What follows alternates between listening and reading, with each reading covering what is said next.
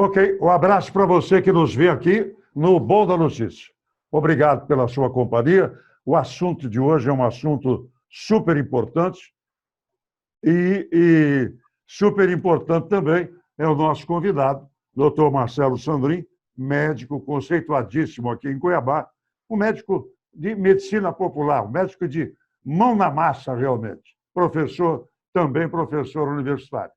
Com ele, nós vamos conversar sobre essa preocupação que não é minha, é uma preocupação de todos, que é a escalada do coronavírus.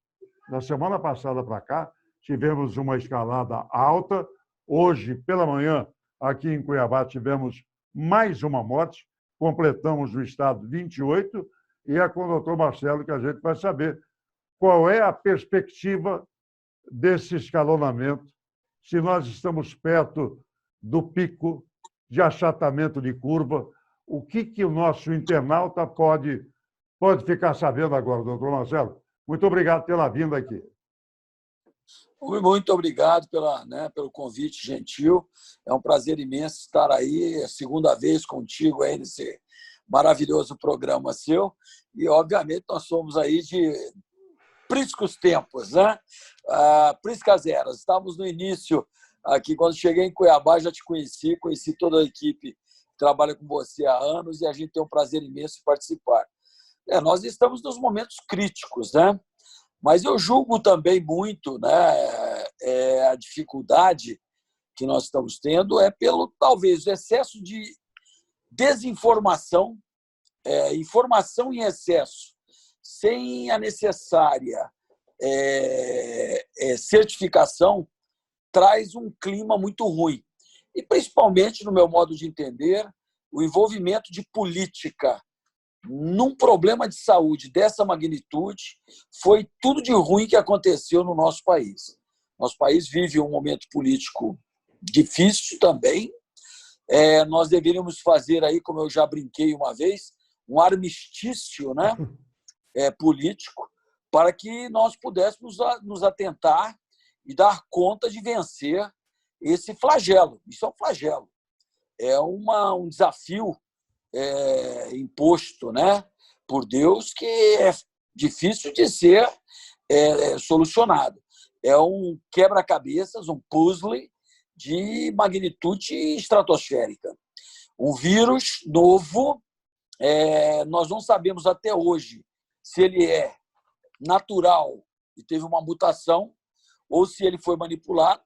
O Luc Montagnier, um dos homens que estudou a AIDS, publicou e não foi desmentido, não estou aqui chancelando, de que esse vírus foi manipulado. Ele é um dos grandes virologistas do mundo, um dos homens que descobriu, né, junto com outro pesquisador, o Galo, o vírus da AIDS, que nos infernizou 40 anos atrás. Não estou aqui dizendo que houve manipulação com o intuito de guerra, arma biológica. Mesmo porque quem entende de arma biológica existe dois tipos de arma biológica. Existe uma arma biológica que é aquela que extermina, existe uma arma biológica que é aquela que incapacita. Esse bichinho ele tem a possibilidade de nos imobilizar, mas incapacita não muito. Mas nós estamos muito incapacitados também pelo medo, pelo susto. Ninguém quer morrer. Mas ele mata pouco, muito pouco, né? Então, não há ainda nem conhecimento direito do que acontece, quanto mais do que nós podemos fazer em termos propedêuticos. Já andamos bastante. Temos testes já bastante eficazes, mas também temos uma miríade de testes. Trabalhos feitos com testes diferentes não são comparáveis. As pessoas não conseguem entender de que trabalho médico é uma coisa muito difícil de se realizar e muito séria. Você precisa de controlar tudo para dizer se uma medicação, por exemplo, funciona. Nós não podemos comparar o teste X com o teste Y se eles não têm a mesma tecnologia embarcada, porque diferenças poderão existir. E nós teremos aí um verdadeiro pandemônio. E hoje, pela tecnologia que temos, pela facilidade, pela velocidade de ação que temos, nós temos aí mais de 100 testes. Caríssimos, mais baratinhos, mas temos. Assim como estudo rápido, coisa que demorou. Quanto tempo demorou para a gente achar o que poderia fazer para a síndrome de imunodeficiência adquirida?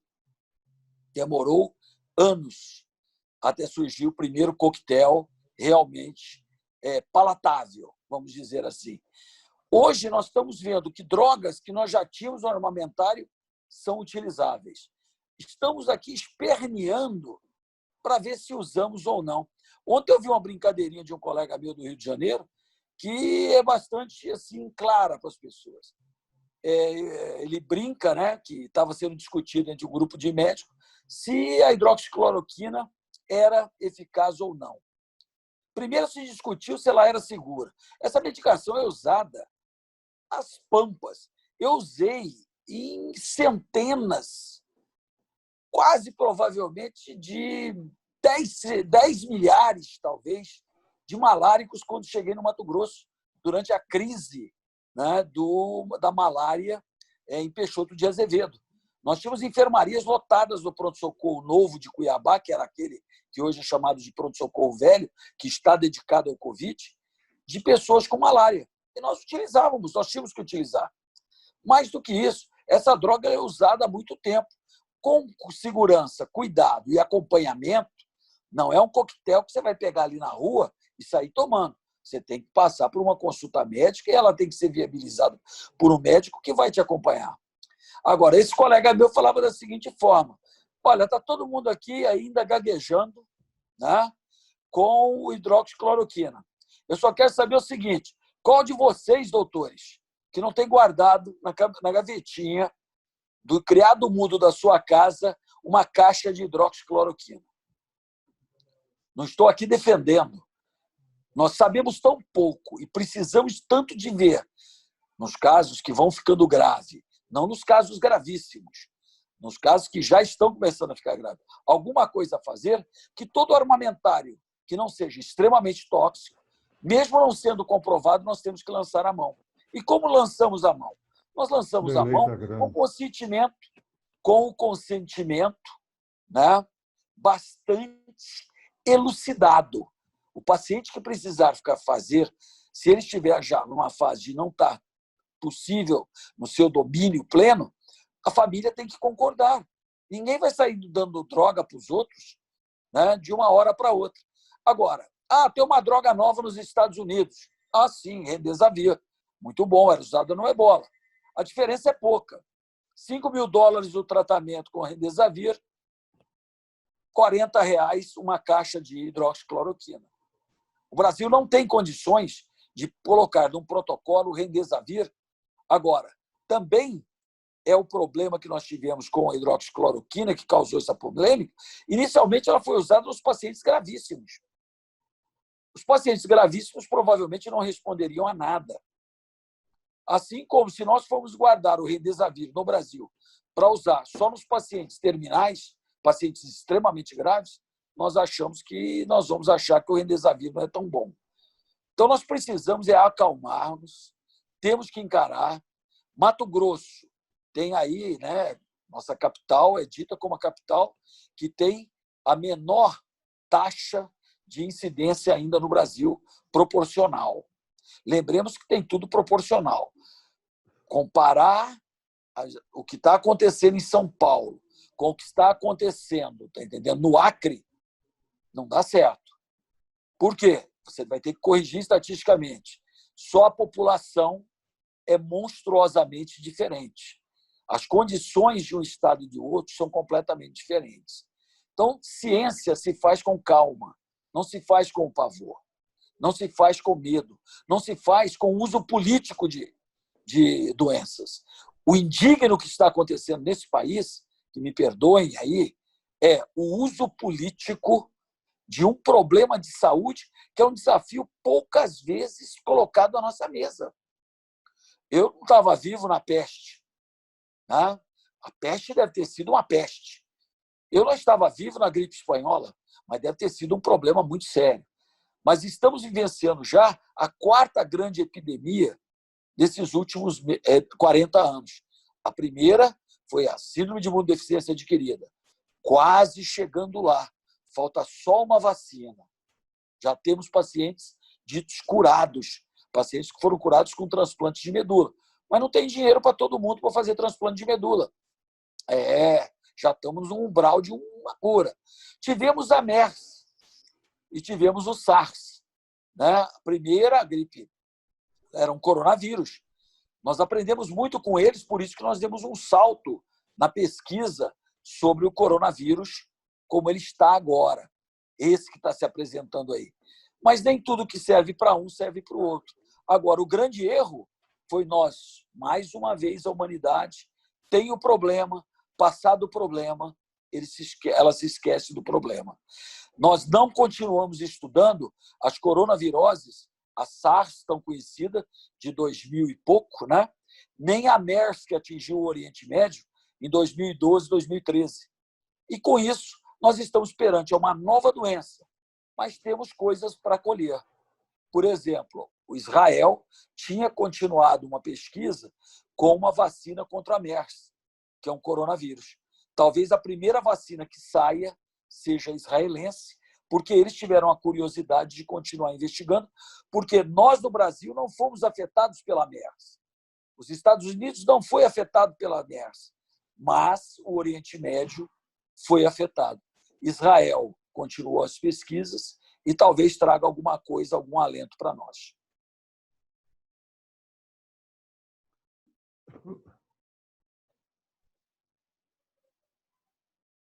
Doutor, recebemos essa aula e esta preocupação também, né? A questão política, esse envolvimento e a luta desenfreada que a gente tem com relação ao uso, o senhor citou aí agora há pouco, da hidroxicloroquina. A tal da cloroquina tem uma discussão, já ministros caíram por não concordar com o presidente. O presidente não é médico, mas entra na seara médica e acha que tem que usar a cloroquina na concepção médica, na visão médica de um professor de medicina conceituado como o senhor. Como agir nesse momento? O Mandetta já foi, Taixe já foi, outros virão e irão também se não concordarem com o presidente. Como é que fica? A primeira sugestão minha era pegar os políticos que estão aí, interferindo num assunto médico por excelência, colocar ele na linha de frente para ver o que ele ia fazer. Porque todo mundo tem uma fórmula de bolo. Concorda comigo? Todo mundo fica palpitando. O problema é estar na linha de frente e encarar o que encarou as pessoas que já morreram assistindo aos outros pacientes. Nós não temos opção, no momento, de cura. Mais do que isso, nós temos que parar com a balbúrdia. Só nós mesmos, no Brasil, é que imaginamos que é possível você ganhar uma guerra sem um comando único. Cada um faz o que quer. Cada cidade do Brasil toma as decisões por ordem superior. Não se sabe nem de onde é que surgiu o direito, né? Porque na Constituição parece que a coisa era mais estruturada para que a gente vença essa batalha. Como é que nós vamos vencer uma guerra sem um comando central? Sem alguém que dite normas? Sem envolver política. Tem que ter política de saúde. Como é que pode nós termos paradoxos que aqui no nosso estado se refletem de prefeitos em cidades pequenas, praticamente sem nada, que decretaram toque de recolher? Toque de recolher? Como é que é isso? Não estou aqui dizendo que nós não chegaremos a isso, mas para se chegar a isso, nós precisamos ter o comando central. O errado não foi ter, na minha opinião pessoal, não foi ter ministro da Saúde que entra ou que sai, ministro da Saúde que adorava dar entrevista, ministro da Saúde que não olhava para a Câmara. Isso não interessa. O que interessa, no meu modo de entender, era que teria necessariamente de ter se criado imediatamente um gabinete de clínicos, especialistas, cientistas, sociólogos, especialistas em assistência social, que determinassem como que nós íamos fazer isso. Os Estados Unidos estão na mesma situação. Entendeu? O estado do Colorado faz o que ele quer. O estado da Virgínia faz o que ele quer. Como é que você vai ganhar uma guerra? Nem os Estados Unidos, que era especialista em ganhar guerra, sabe mais como ganhar a guerra. Não sei, não. Nós estamos em alto risco. Eu espero que o Mato Grosso continue com índices muito baixos. Oro, sou da linha de frente, porque não parei de atender ninguém na minha vida. Não pararei nunca, entendendo? Não será qualquer doença que vai me afastar. Tomo todos os cuidados, faço exame de 15 em 15 dias. Se por um acaso, né, em algum momento eu tiver problemas, eu vou tomar as providências e vou tomar medicação. Já está autorizado, escrito. Mais do que isso. Se Deus quiser me levar, levou. Isso é uma guerra, isso não é uma brincadeira. As pessoas estão fazendo disso uma brincadeira. Infelizmente, essa é a realidade. Eu fiquei estupefato quando há 3 meses atrás,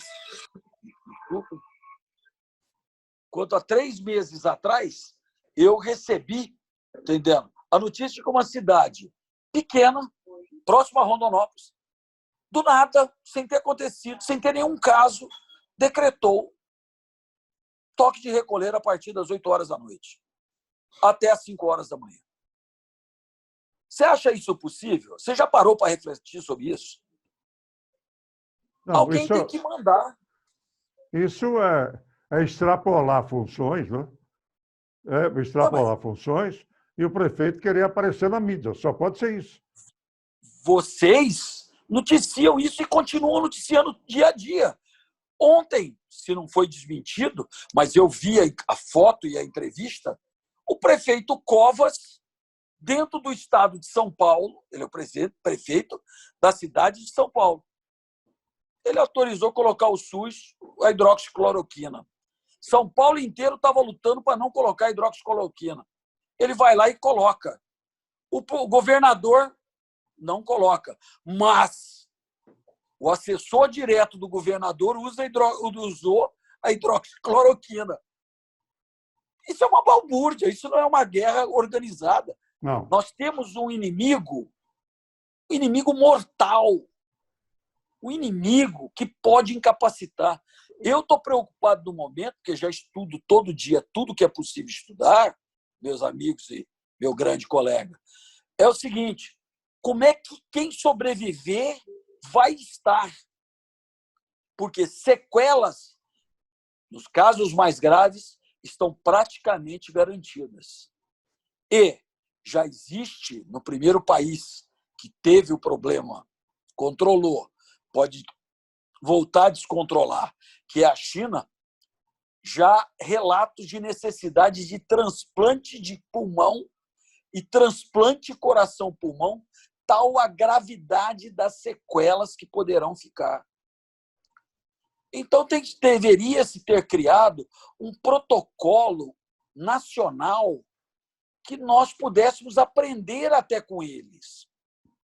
Olha, nós vamos fazer XYWZ e não ficar gastando as energias que nós temos, o dinheiro que nós temos, nos degladiando.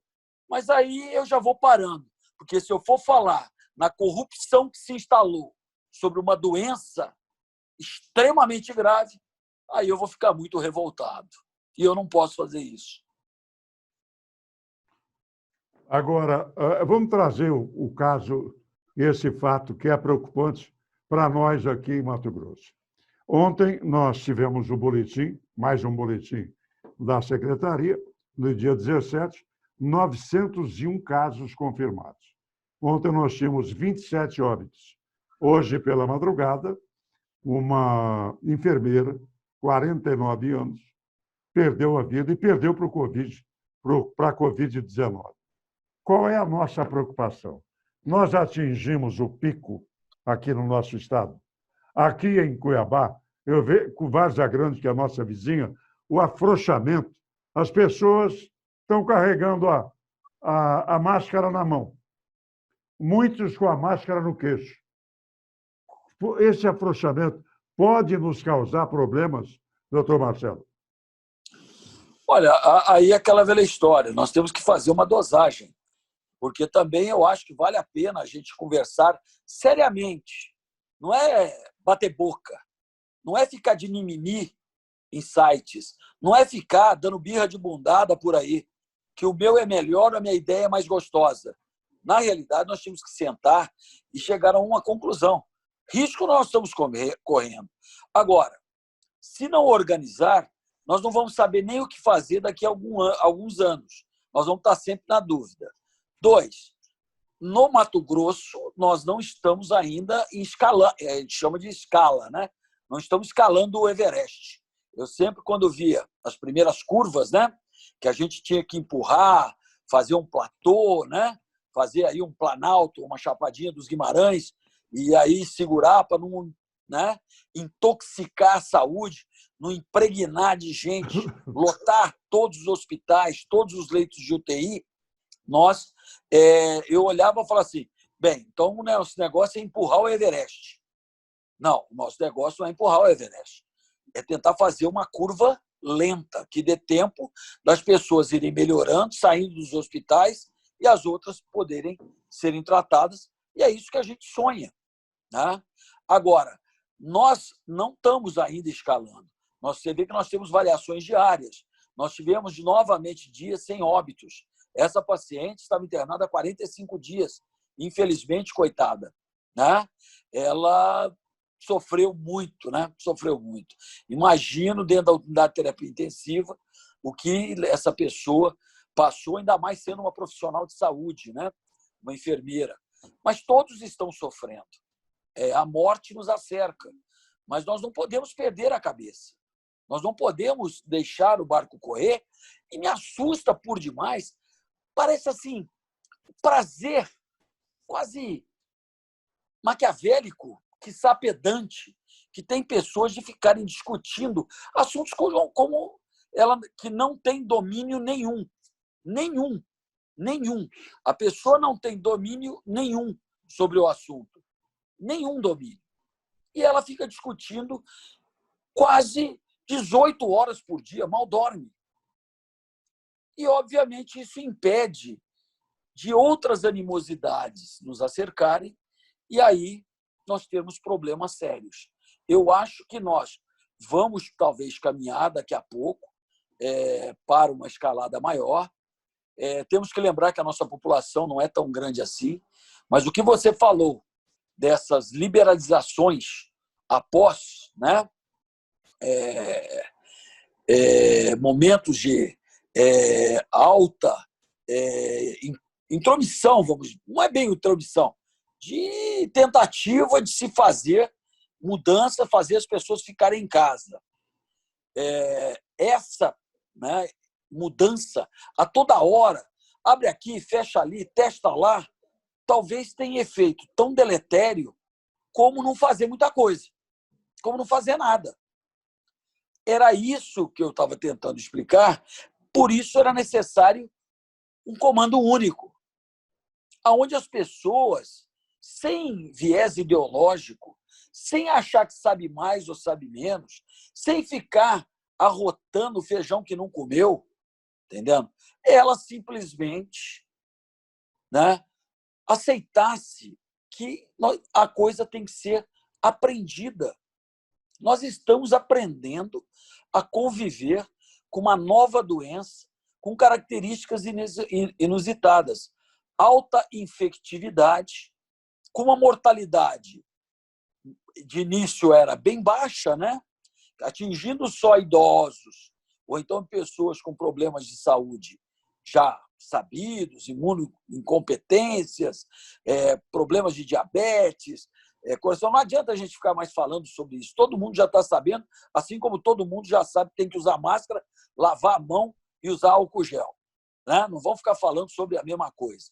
Na realidade, a gente tinha que pegar com a organização feita, nós poderíamos falar o seguinte, olha, nós instalamos aqui o fechamento absurdo ou não de toda a estrutura de comércio da cidade. Mas nós continuamos tendo casos. Vamos ver o que está acontecendo. Do jeito que está, nós não temos como tirar conclusões. Nós estamos no pior dos momentos. É o fazejamento. Não tem planejamento, faz-se um fasejamento. Como, por exemplo, eu tomei até um susto na hora que eu recebi o negócio. O Covas, que até anteontem não aceitava hidroxicloroquina, fez um speech dizendo de que agora vai ser introduzido, liberado no SUS, o uso controlado pelos médicos, coisa que já era clara e feita pela Anvisa há um tempão. Se comprovar que a hidroxicloroquina não serve, nós paramos de usar. Agora, ninguém pode dizer isso. Por quê? Porque agora está surgindo trabalhos que possam estar contradizendo a expectativa benigna que nós poderíamos ter. Porque os primeiros relatos que houveram foi que causou a confusão. Qual foi a confusão? A confusão é que se usava remédio quando a pessoa já estava quase em mortes. Usava-se em extremis. Quando a pessoa estava no respirador, anestesiado, o quadro respiratório estava piorando, vamos tentar tal medicação. Nós não podemos chegar a isso. A doença é grave demais. Quando a pessoa já está nesse estado, já se instalou a coagulação intravascular disseminada e o problema é de uso de anticoagulante, de desobstrução de vasos. A inflamação, a resposta inflamatória a esse vírus é tão violenta que pode nos levar a uma das coisas mais graves que existe, que é a coagulação intravascular disseminada. Sabe qual que é a coisa mais grave que existe antes disso? Insuficiência respiratória aguda. Ou seja, a doença é muito séria. Hoje nós estamos pensando, e já está se fazendo trabalhos em alguns lugares, com o uso precoce de substâncias que atuam na coagulação para que não se chegue a esse estado de coisas. Então, além do que já se fala, discute-se um monte de remédios, né? Poderíamos usar uma medicação anticoagulante. Nos pacientes que estão ficando graves, nós já temos obrigação de usar. Ah, mas existe um trabalho que não tem. Mas o que eu vou fazer? Eu vou esperar o cara morrer? Sabendo o que está acontecendo no pulmão dele? As pessoas têm que parar de degladiar. As pessoas têm que parar de discutir. É ciência profunda. Ninguém é melhor do que ninguém. Agora, você vê, com todo o perdão da palavra, vereador discutindo Covid. Não tem como. O erro primário do Brasil, e os Estados Unidos nos estimulou a fazer isso, porque os Estados Unidos é mais dicotomizado ainda, cada estado tem uma constituição central, foi exatamente não ter se instalado um comando único que poderia ter sido o Ministério da Saúde. Agora, se os senhores lembrassem, a equipe, né, do doutor Mandetta, que lutou, fez e aconteceu, ela previu 4 vezes o pico, e o pico não chegou. O estatístico deles zebrou. Né? Agora, culpa não é culpa, é doença nova. Nós não sabemos, mas devia ter sido colocado o Ministério da Crise do Covid, separado. A quem se reportaria isso? Os personagens pertinentes a tratamento de doenças graves, de doenças virais. E, primado da coisa, aqui dentro não entra de esquerda e não entra de direita. Também não entra de centrão. Aqui entra quem vai tentar resolver um quebra-cabeça, como eu te falei, que é monstruoso, é monstruoso. É monstruoso. Você imagina para nós, na UTI, senhores que estão aí do outro lado, meu grande amigo, a equipe dele aí, o que é para nós termos um paciente extremamente grave e ainda anticoagularmos esse paciente. Mas anticoagularmos mesmo. Ah, ele tem uma úlcera, morreu sangrando. Não é brincadeira, não é brincadeira. É verdade. Tá. Doutor, não é. O assunto realmente é sério. Eu sei da sua preocupação, da preocupação de quem está nesse dia a dia, mas deixa nesse finalzinho uma mensagem, pelo menos, de otimismo, né? O que pode acontecer ao otimista médico clínico Marcelo Sandrin? Eu tenho certeza que venceremos essa batalha.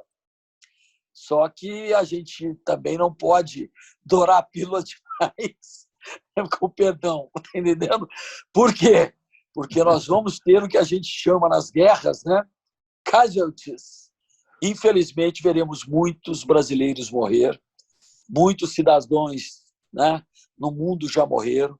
Os Estados Unidos está uma meleca, duro demais. Outros países estão aí tentando sair, tomando susto, né? Você imagina, né? A Itália, depois de tudo que passou, está lá descendo, chegou lá com 200 e poucos casinhos. No outro dia amanhece com 400 mortos. Deve ser duro demais. O que nós estamos sendo testados é uma monstruosidade. Mas eu tenho certeza de que os homens de bem, os homens que têm capacidade técnica, eu sou o agente da ponta, eu trabalho na ponta da ciência. Tá? Eu, particularmente, vou ter, se Deus me permitir e não me levar, não tenho medo nenhum disso, eu vou ver esse protocolo aqui, é o protocolo que vai salvar a vida de meus irmãos, de meus parceiros brasileiros. Entendeu? Eu acho que nós teremos muito o que aprender. E, obviamente, uma das lições que ficará é que nunca mais, quando houver uma epidemia lá nas Filipinas, nós não vamos continuar aqui achando que está tudo bem, porque ela pode chegar aqui. Se nós tivéssemos atentados com o SARS e com o MERS, talvez isso tivesse sido bloqueado na origem, com uma vacina eficaz, que seria só torneada levemente nos laboratórios de alta potência que temos hoje, e já teríamos a solução para proteger a população. Ela tem variantes. Como é que você pode imaginar que foi declarado essa semana que um bebê de 6 meses estava com o Covid? Aparentemente sem nenhuma doença prévia, nenhuma malformação congênita, não é cardiopata, não é nada. Esse troço está dando um baile na gente, mas com a fé em Deus, com a fé na ciência, com a fé na inteligência que Deus nos deu, eu espero ainda ver essa coisa controlada, ou então a perspectiva que pode ficar para nós é de que ela se tornará uma endemia, uma doença crônica, como ficou logo, né, para nós aqui no Brasil, infelizmente, o dengue. Faço questão de sempre lembrar, quando converso sobre isso, de que nós não podemos ficar só focado nisso. Tudo o que acontecia continua acontecendo. Pessoas morrendo de infarto, pessoas diabéticos com problemas. E todos da área de saúde estão lutando para fazer com que tenhamos leitos disponíveis caso, né, a Campina, né, pegue fogo. Espero que não chegue a esse fogo. Um abraço a todos, muito obrigado pela oportunidade. Até mais, meus amigos. Muito obrigado ao senhor e vamos usar dessa sua inteligência mais vezes aqui. Muito obrigado. E ao internauta, o nosso muito obrigado também. Muito obrigado. Até logo. Até logo.